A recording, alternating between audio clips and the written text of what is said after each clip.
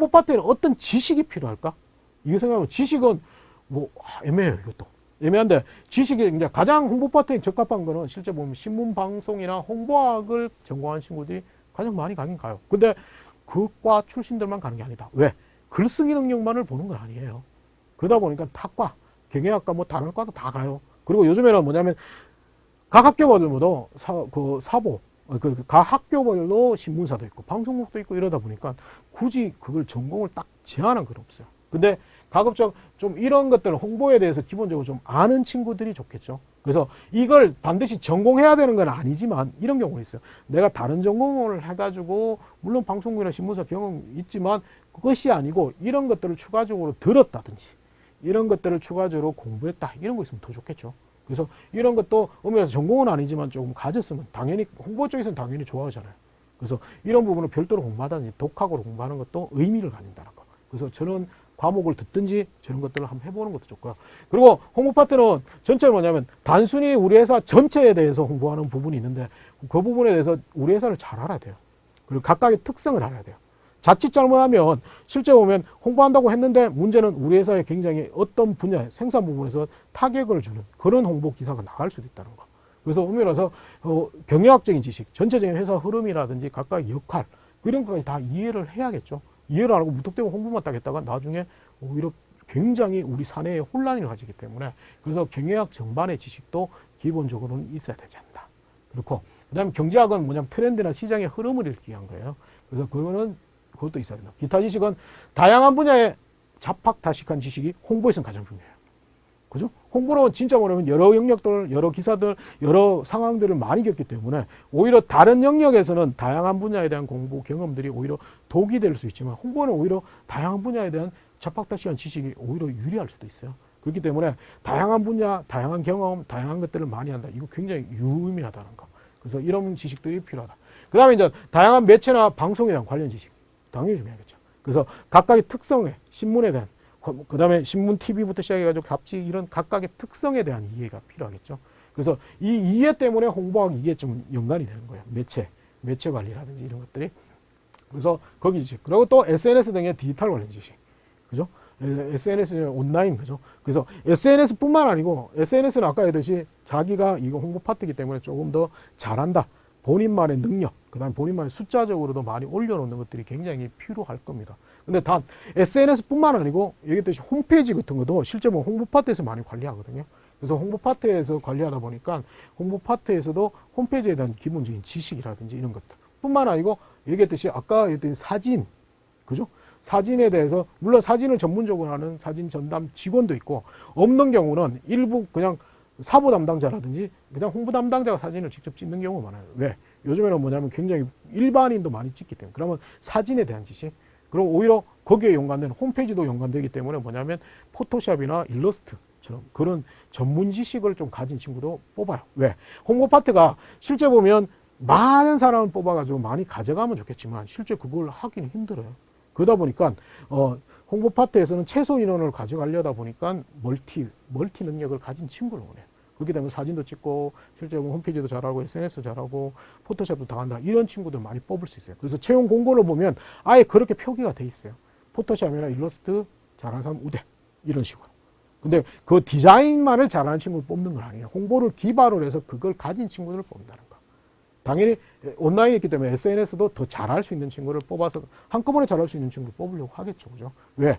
예전과 다르게 사진이나 포토샵, 일러스트가 굉장히 뭐랄까 전문화된 특화된 기술이 아니고 요즘에는 많이들 가지고 있기 때문에. 그래서 내가 홍보 파트에 영향이 있다면 그런 부분도 뭐 별도로 그냥 취미처럼 한번 가져보는 것도 좋아요. 그래서 디지털 관련 지식도 굉장히 의미를 가질 때가 많다. 왜? 홍보 파트는 많은 숫자를 가져가기는 힘들다. 그래서 한 사람이 멀티 능력을 가진 사람을 원하기 때문에 그렇게 됐다. 그래서 그걸 좀 이해를 해주시면 좋겠어요. 그래서 필요지식 이거 그러면 홍보 관련 자격증은 어떤 게 있습니까? 이거 참 애매해요. 홍보 관련 자격증은 뭐라고 없어요. 홍보에 대한 특화된 자격증. 그래서 예시해놨는데 이게 홍보에 대한 특화된 자격증은 아니고 반드시 있어야 되는 건 아니에요.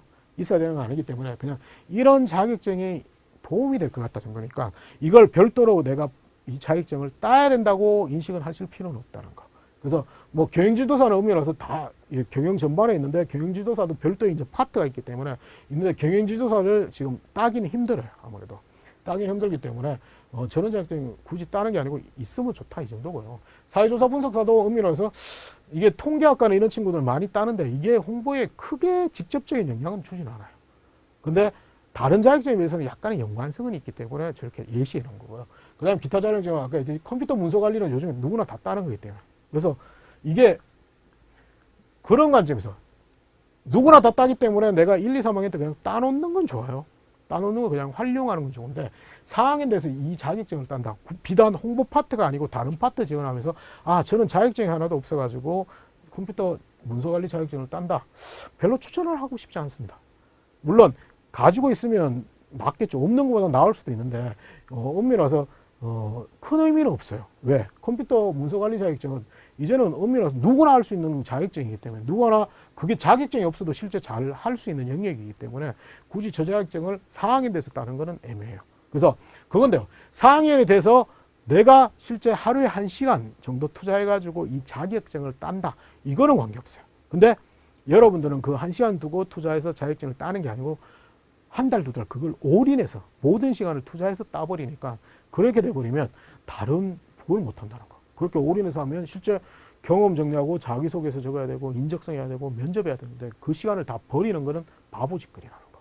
그렇게 딸 필요는 없어요. 그렇기 때문에 그 부분을 좀 생각을 해봐야 돼요. 그래서 그 다음에 뭐 속기사 논술 이것도 별 큰 의미는 없어요. 큰 의미는 없기 때문에 논술은 의미가 또 사설 자격증들이 너무 많다는 거.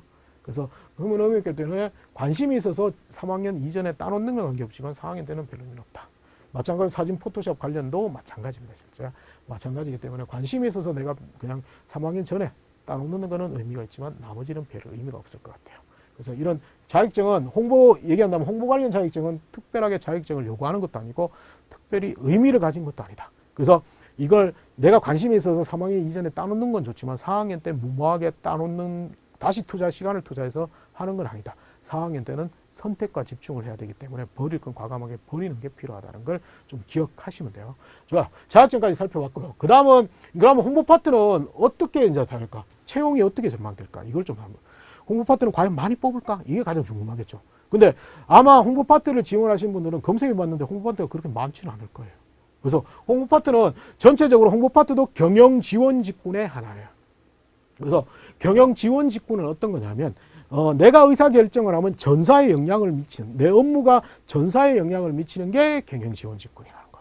그래서 경영 지원 직군은 전체 조직상 정말 인원이 작다. 예를 들어서 100명이라면 한 10명 정도밖에 안 된다는 거. 근데 이게 기업들이 많이 성장하고 기업 규모가 커진다면 이게 당연히 경영 지원 직군도 많이 뽑아야 되면 커지겠지만 지금은 그런 기업들이 많이 없어요. 대부분이 좀 작은 기업이고 그 성장의 정체성이 돼 있다는 거. 그러면 성장이 멈춰져 있다면 이 경영지원 직군은 한정되어 있다는 거. 그러면 경영지원 직군을 뽑으려면 이 사람이 있던 사람이 그만둬야지 뽑을 수 있는데 그만두지 않는 성향을 가지고 있어요. 그러다 보니까 경영지원 직군에서 홍보 파트는 앞으로 확 늘어날 거라고는 예상 못해요. 그래서 계속 인원이 축소될 수 있는 가능성이 오히려 더 크다. 그래서 채용이 활발하게 많이 있는 건 아니라는 걸 좀 기억하시면 돼요. 그래서 이걸 홍보 파트를 하나만 보고 가는 것보다는 홍보 파트 이외에 다른 직무도 같이 해가지고 동시에 지원하는 전략이 오히려 좋은 방법이 될 수 있어요. 그 다음에 회사 규모에 따라 조직이 상이하거나 인원이 축소된 경우가 많아요. 그래서 대기업은 홍보 조직이 별도로 있어요. 홍보팀이라는 게 별도로 있고 더 큰 데는 홍보 본부도 있고 홍보 사업부도 있고 뭐 이런 식으로 돼 있어요. 근데 중견기업으로 가면 홍보팀이 잘 없어요. 대부분 하는 거는 외부 홍보 대행사에 아웃소싱 주는 거야, 실제. 아웃소싱을 주고 그거 관리하는 수준인데 관리도 홍보팀이 아니고 총무팀이 다른 쪽에서 하는 경우가 많다. 중소기업은 아예 홍보 조직이 절대로 없어요. 보도자료가 안 나오겠죠. 중소기업도 찾아보면 나오겠죠. 보도자료가 없으면 홍보가 없는 거예요, 실제. 그리고 홍보가 있다면 홍보 업무를 대행하는 거는 대부분이 총무나 이쪽에서 합니다. 그래서 외부의 홍보 요청이라든지 이런 것들은 작은 기업을 하면 총무팀에서 한다는 거. 그래서 그런 거 있고요. 그 다음에 조직 규모에 따라 채용 인원이 상하는데 대기업이나 외주 홍보 대행사들이 있어요. 거기는 정말 많이 뽑아요.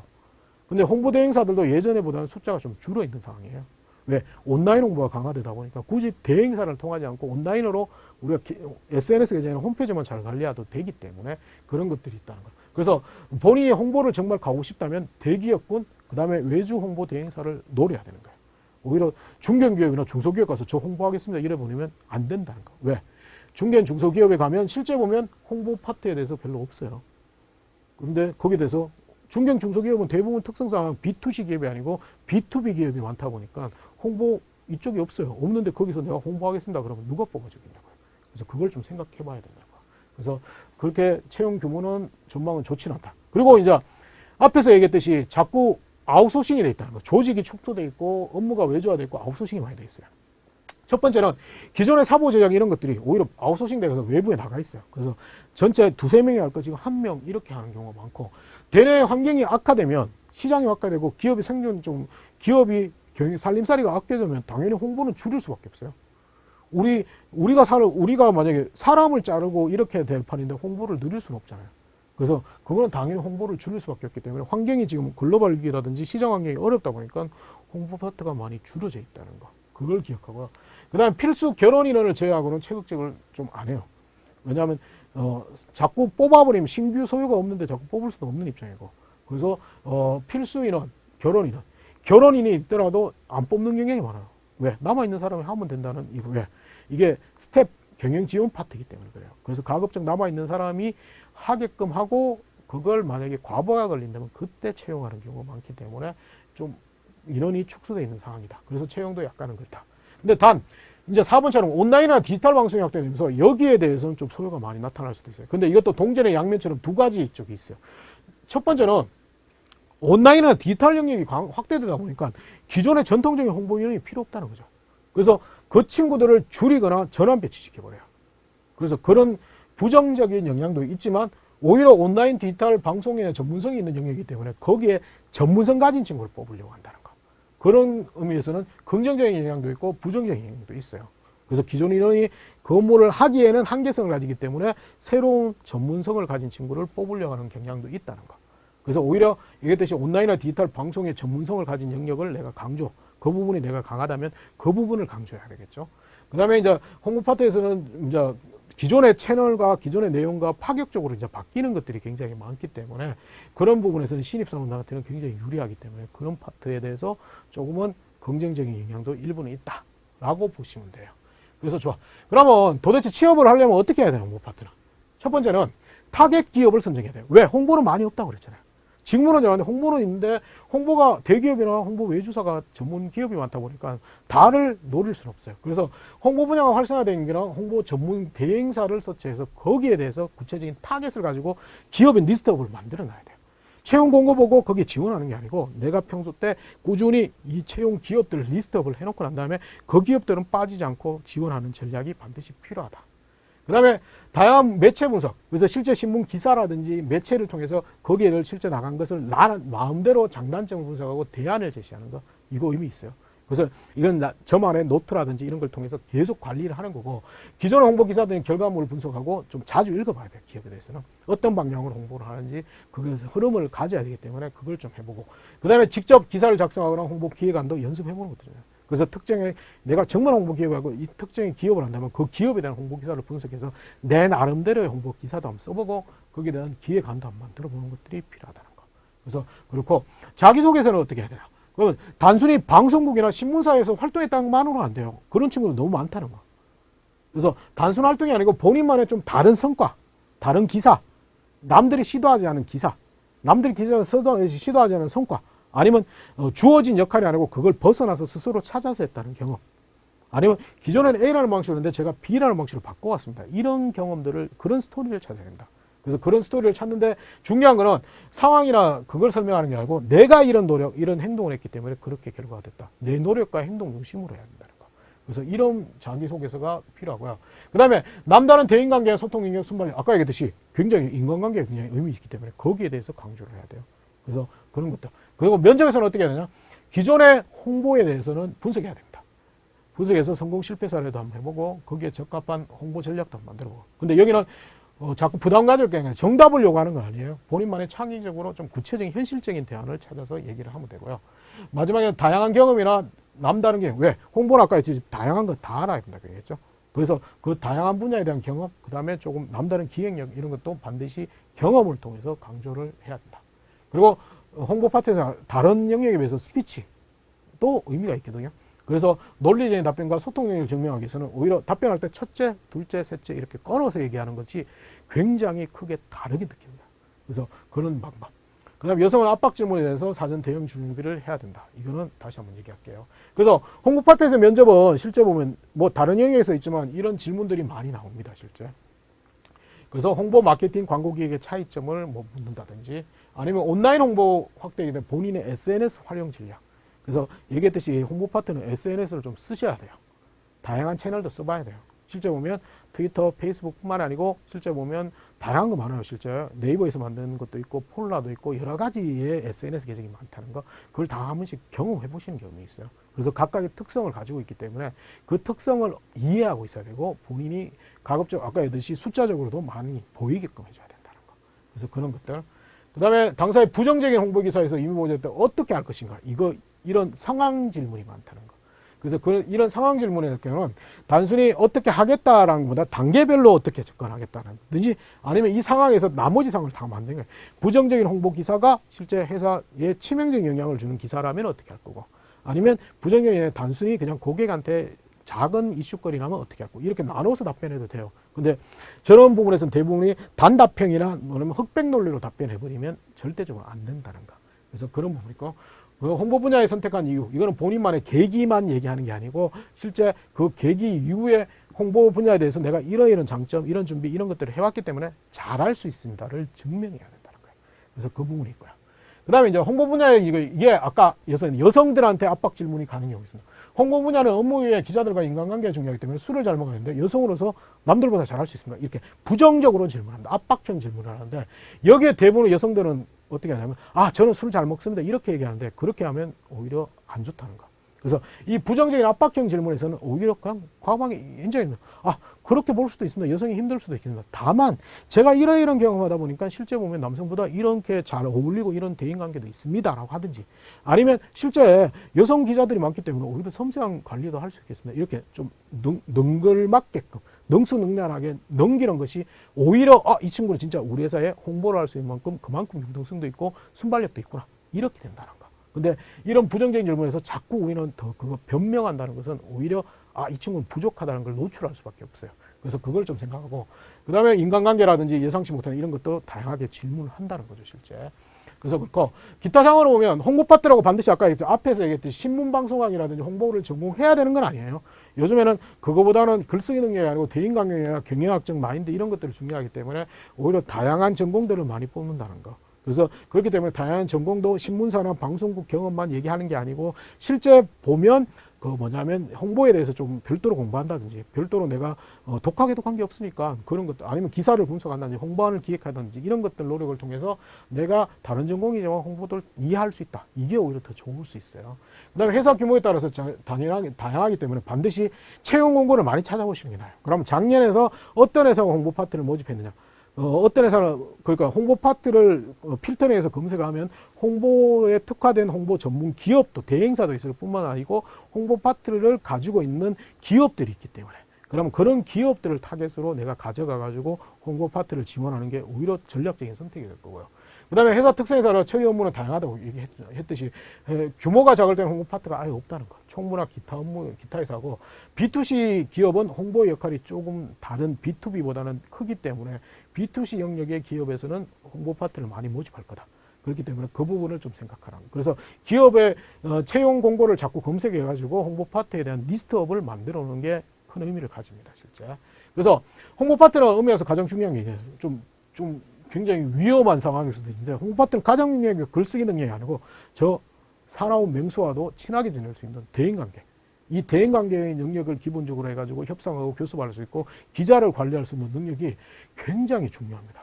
그래서 이게 굉장히 중요하기 때문에 그렇게 되면 여성이 불리할 수도 있지만 여성의 유리한 면을 좀 얘기를 하는 것들이 굉장히 의미가 있기 때문에 이 대인관계, 인간관계 능력을 좀 많이 강조를 하셔야 되고 그런 경험들을 많이 정리하시는 게 좋고요. 그 다음에 중요한 거는 굉장히 순발력을 요구하는 겁니다.